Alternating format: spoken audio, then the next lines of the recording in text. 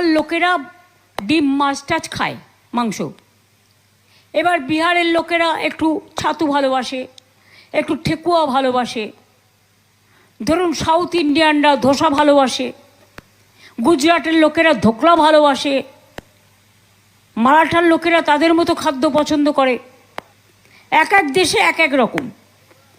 বাচ্চাদের স্কুলে গেলে বলে দেওয়া হচ্ছে বাড়ি থেকে, 5 বছরের বাচ্চা, বাড়ি থেকে লাঞ্চ নিয়ে যাওয়া যাবে না, মানে সকাল 8টায় বাচ্চাটা বেরোচ্ছে।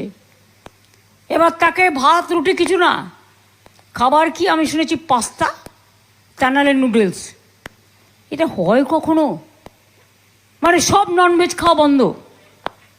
যারা করছে তাদের সাহসটা বড্ড বেশি।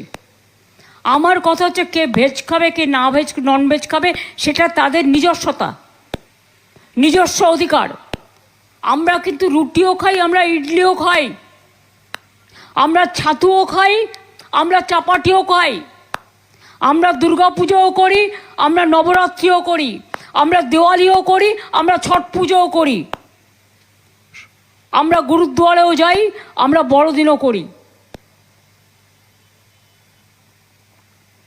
তাহলে বাঙালিদের নিয়ে এত সমস্যা কিসের?